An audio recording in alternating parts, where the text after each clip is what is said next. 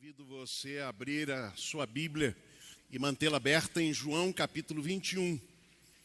Nós vamos ler os versos 1 a 14. Evangelho de João, capítulo 21, versos 1 a 14. Diz assim: Depois disto, manifestou-se Jesus outra vez aos discípulos junto do mar de Tiberíades, e manifestou-se desse modo. Estavam juntos Simão Pedro, Tomé, chamado Dídimo, Natanael, que era de Caná da Galileia, os filhos de Zebedeu e outros 2 discípulos. Disse-lhes Simão Pedro: Vou pescar. E responderam-lhe: Nós também vamos contigo. Saíram e entraram no barco, e naquela noite nada apanharam. Mas ao romper da manhã, Jesus se apresentou na praia. Todavia os discípulos não sabiam que era ele. E disse-lhes, pois, Jesus: Filhos, não tendes nada que comer? E responderam: Não. E disse-lhes ele: Lançai a rede à direita do barco e achareis. E lançaram-no, pois, e já não a podiam puxar por causa da grande quantidade de peixes. Então, aquele discípulo a quem Jesus amava disse a Pedro: É o Senhor. Quando, pois, Simão Pedro ouviu que era o Senhor, cingiu-se com a túnica, porque estava despido, e lançou-se ao mar. Mas os outros discípulos vieram no barquinho, puxando a rede com os peixes, porque não estavam distantes da terra, senão cerca de 200 côvados. Ora, ao saltarem em terra, viram ali brasas, e um peixe posto em cima delas, e pão. E disse-lhes Jesus: Trazei alguns dos peixes que agora apanhastes. E entrou Simão Pedro no barco e puxou a rede para a terra, cheia de 153 grandes peixes. E apesar de serem tantos, não se rompeu a rede. E disse-lhes Jesus: Vinde, comei. Nenhum dos discípulos ousava perguntar-lhe: Quem és tu? Sabendo que era o Senhor. Chegou em Jesus, tomou o pão e deu-lhe, e semelhantemente o peixe. Foi esta a terceira vez que Jesus manifestou aos seus discípulos, depois de ter ressurgido dentre os mortos. Que Deus aplique em nossos corações a sua bendita palavra. Irmãos, esta expressão no verso 14, e como termina esse parágrafo dizendo: foi esta a terceira vez que Jesus se manifestou aos seus discípulos depois de ter ressurgido dentre os mortos. E este destaque é muito importante, porque o Evangelho de João, porque o evangelista João insiste em demarcar isso e dizer: não foi uma, não foi duas, mas foram 3 vezes, as vezes que Jesus se manifestou aos seus discípulos. Porque não simplesmente o Senhor partiu após se apresentar ressurreto? Porque não partiu aos céus imediatamente? Porque ele volta novamente a apresentar-se aos seus discípulos. Irmãos, eu estou convencido que havia ali um grupo de discípulos que precisava de cura. Eles precisavam, por assim dizer, revisitar o Jesus ressurreto. E nós vamos perceber por quê. E isso tem a ver conosco. Tem algo a nos dizer ainda hoje. Porque, de fato, nós precisamos nos encontrar e reencontrar sempre e novamente com o Cristo vivo, ressurreto, e juntamente com ele renascer para a esperança, quando algo precisa do toque de cura de Jesus. Em primeiro lugar, eu vejo aqui nesse texto que as impressões de morte naqueles discípulos e muitas vezes em nós, são maiores do que as impressões da vida. Observem, meus irmãos, o que diz o texto. Disse-lhes Simão Pedro: vou pescar. É categórico na sua expressão. E os outros o acompanham. Nós também vamos contigo. O que significa esta expressão, vou pescar? No meu entendimento, Pedro e os outros estavam dizendo: nós desistimos. Desisto. As impressões da morte, as marcas, os vestígios, as influências das experiências que poderíamos chamar experiências de morte, estavam bem marcadas no coração desses discípulos. Observem que depois de 3 anos, caminhando com Jesus, vendo, presenciando e participando de milagres maravilhosos, eles tomam esta decisão. Agora vejam o que acontece na história desses homens neste último período da vida de Jesus. Eles se decepcionam, por exemplo, quando eles veem um dentre eles traindo Jesus por dinheiro, Judas. Eles se decepcionaram quando Jesus não reagiu, quando a escolta de soldados chegou até o jardim do Getsêmani, onde estava Jesus, e o prenderam. Ele não reage. É interessante que o Evangelho de João cita a reação de Pedro, que tinha uma espada consigo. Ele tira a espada e corta a orelha do auxiliar do sumo sacerdote, do servo do sumo sacerdote. O que isso quer dizer? Quer dizer que eles esperavam deste Messias alguma reação. E por isso eles se decepcionam. Alguns chegam a dizer que Pedro teve esta reação para ver se Jesus reagia também. Pedro se decepcionou consigo mesmo quando negou a Jesus. Ele que dissera a Jesus: olha, ainda que todos te deixem, eu nunca. Mas Jesus diz: olha, antes que o galo cante 3 vezes me negarás. E obviamente a gente pode imaginar a própria decepção de Pedro consigo mesmo. Os discípulos se decepcionam quando quase todos estão ausentes ao pé da cruz. Lá só estava 2 mulheres, entre elas a mãe de Jesus e João. Só. Os outros todos estavam escondidos. Eles se decepcionam quando Jesus morre. Se os cidadãos ali até criam nesta possibilidade de Jesus descer da cruz, imagine os discípulos. E qual decepção não foi aquela quando eles souberam Jesus morreu?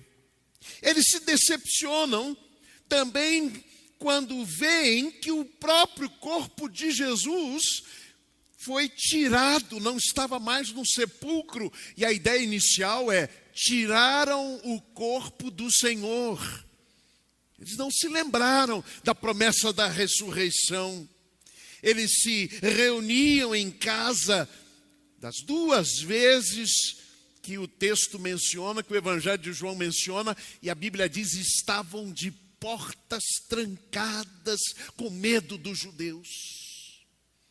Eles se decepcionaram quando resolvem desistir e agora tomar as redes novamente. Mas tiveram uma noite de insucesso, como o texto diz. Meus irmãos, todas estas impressões, estas marcas e vestígios daquela experiência de morte contrastavam claramente com aquele período que eles viveram com Jesus.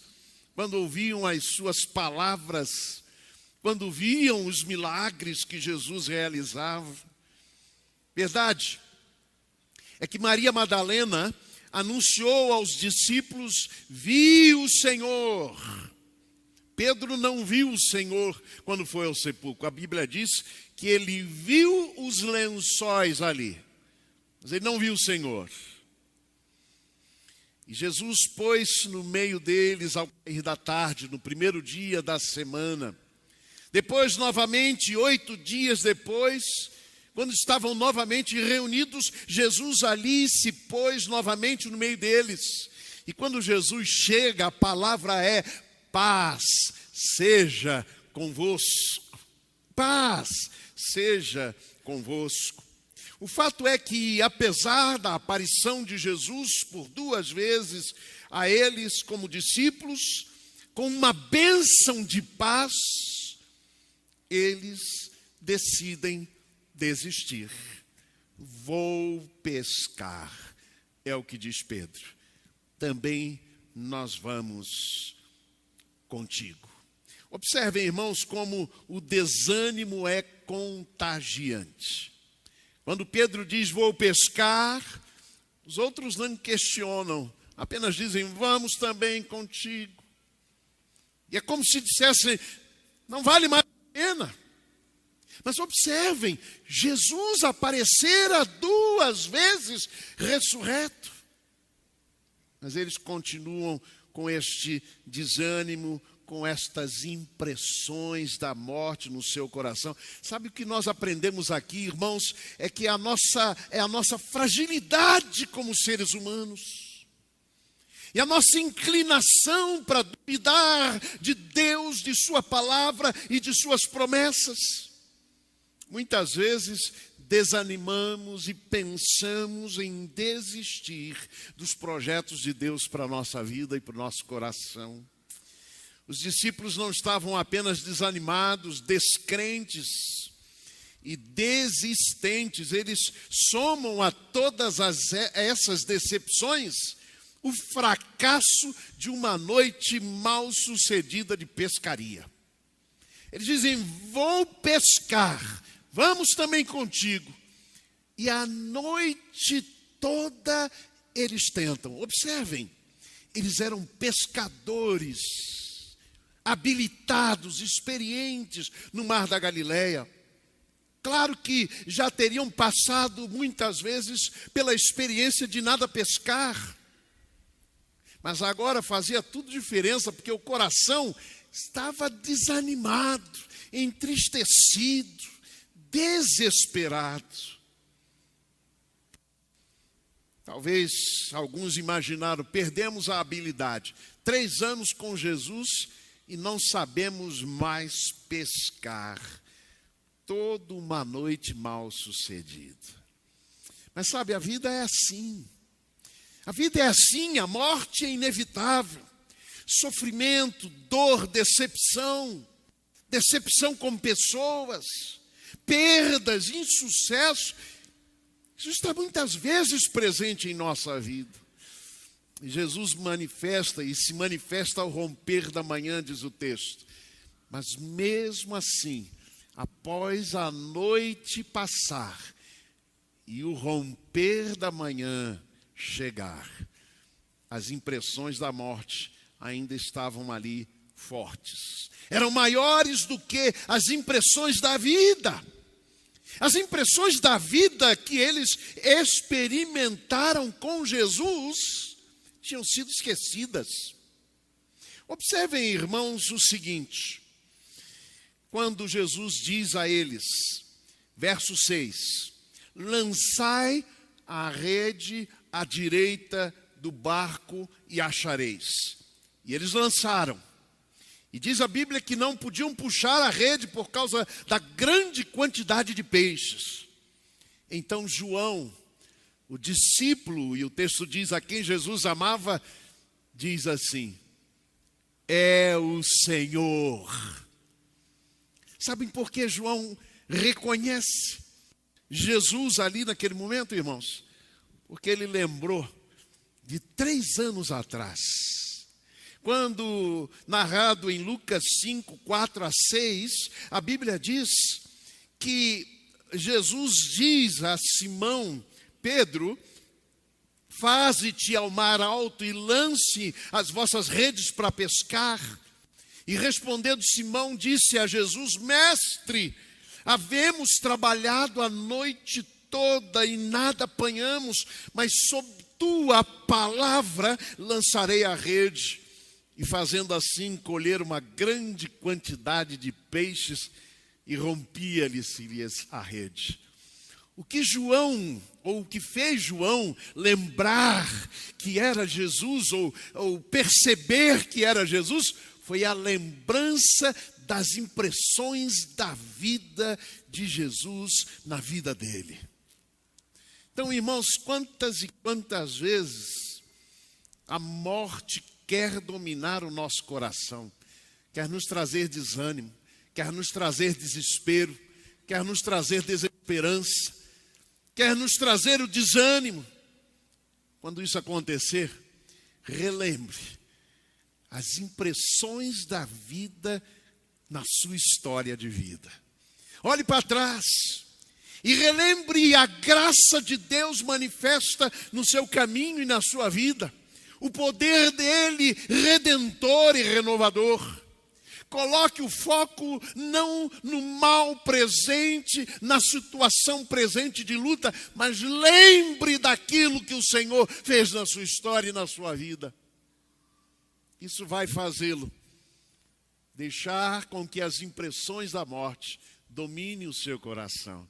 E você vai começar a lembrar: é o Senhor, é o mesmo Senhor que no passado abençoou, que no passado me livrou, que no passado me salvou. É o mesmo Senhor hoje e eternamente. Sabe, nós precisamos nos encontrar e reencontrar sempre novamente com o Cristo ressurreto, Cristo vivo, quando nós esquecemos que somos crianças totalmente dependentes de Jesus, totalmente dependentes de Deus. O texto diz assim no verso 5: Disse-lhe Jesus: Filhos, não tendes nada para comer? E responderam-lhe: Não. E disse-lhes ele: Lançai a rede à direita do barco e achareis. E lançaram-no, pois, e já não podiam puxar por causa da grande quantidade de peixes. Há um detalhe aqui muito interessante. Eu encontrei no Evangelho uma outra vez em que Jesus chama os seus discípulos de filhos. Aliás, filhinhos. Está no Evangelho de João, capítulo 13, verso 33, durante a ceia. Será que é a mesma palavra que Jesus usa aqui? Há no Novo Testamento pelo menos 6 palavras que são traduzidas como filhos. Mas a palavra que está aqui colocada, irmãos, não significa meramente filhos. É a palavra paidion e significa criança. Criança. No Evangelho de João, capítulo 4, versículo 49, por exemplo, a Bíblia conta que havia um nobre cujo filho ou filha estava doente, enferma. E a palavra que é usada ali é: a minha criança está enferma. Mas há um outro episódio em que, João 16, 21, Jesus fala da mulher que está para dar à luz, paidion, criança. Então o que Jesus diz para os discípulos naquele momento em que as impressões da morte estavam sobre o seu coração, quando eles desistiam de tudo e diziam: vamos pescar, vamos voltar para trás, vamos esquecer os 3 anos de Jesus conosco.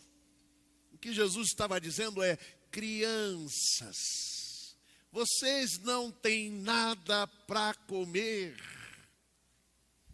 E é muito significativo isso, meus amados irmãos, porque esta palavra utilizada quer chamar a atenção a um ensino claro de Jesus em Mateus, por exemplo, capítulo 18, versos 2 a 4.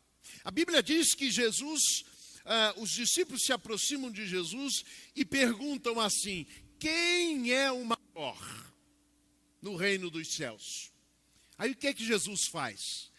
Ele pega uma paidion, uma criança pequenina, e coloca no meio deles, e lhes diz assim: em verdade vos digo que se não vos converterdes e não vos tornardes como crianças, de modo algum entrareis no reino dos céus.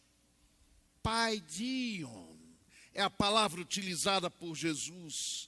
A criança pequena, a criança dependente. Quando Jesus se volta para os discípulos, meus irmãos, é porque eles estavam se comportando, de certo modo, se esquecido da sua dependência do Senhor, e começaram a lembrar que eles eram pescadores experientes no mar da Galileia.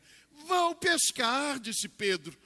Vou agora tocar a minha vida como eu quero. Eu vou agora, já que o Senhor morreu, eu vou agora fazer o que eu sei fazer.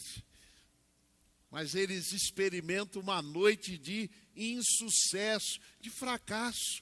E aí Jesus diz: criança, sem mim nada podeis fazer.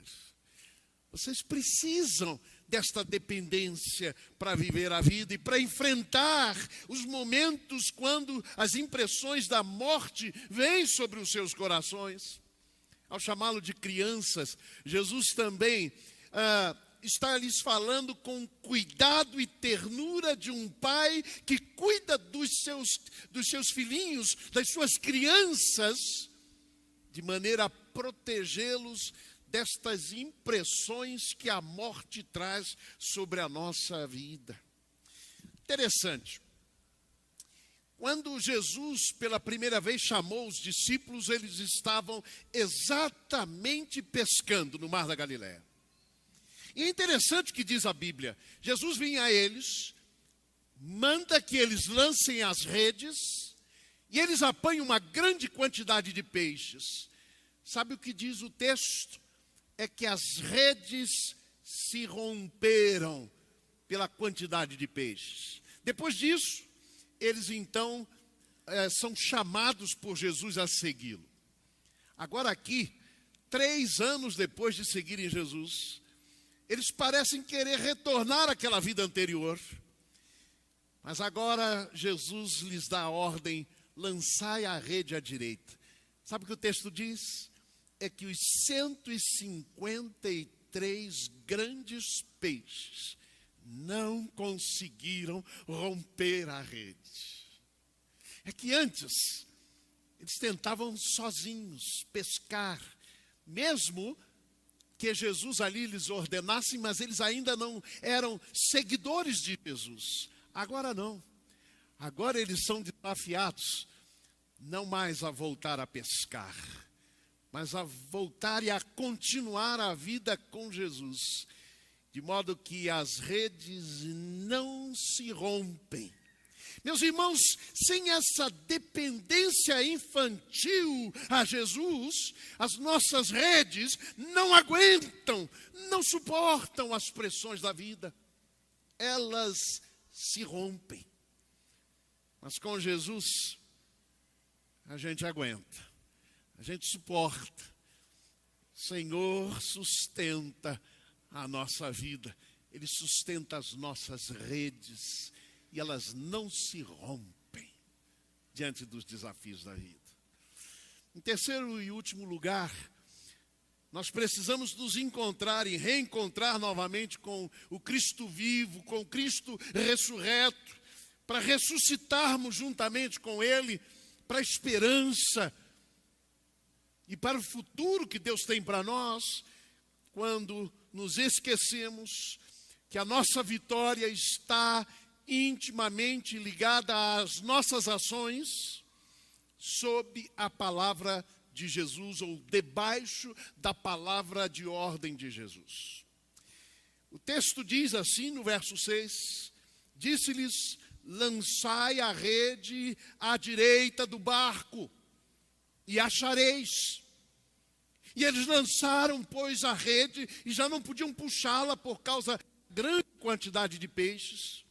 E o verso 9 diz que quando eles chegam na praia, o que acontece ali e o que eles veem ali, irmãos, preste bem atenção aqui. Ao saltarem em terra, viram ali brasas e um peixe posto sobre as brasas e pão. E pão.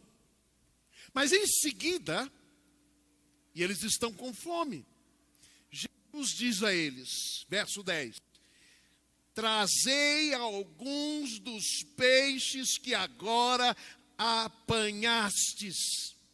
Irmãos, Jesus poderia multiplicar aquele pão e aquele peixe. Eles já fizeram isso. Ao alimentar a multidão de 5.000 pessoas, e a ter ali 5 pães e 2 peixinhos, ele os multiplicou para aquela multidão de 5.000 pessoas. Ele podia multiplicar, mas Jesus não faz isso. Ele diz, trazei os peixes que apanhastes. Agora observe, como é que eles apanharam esses peixes?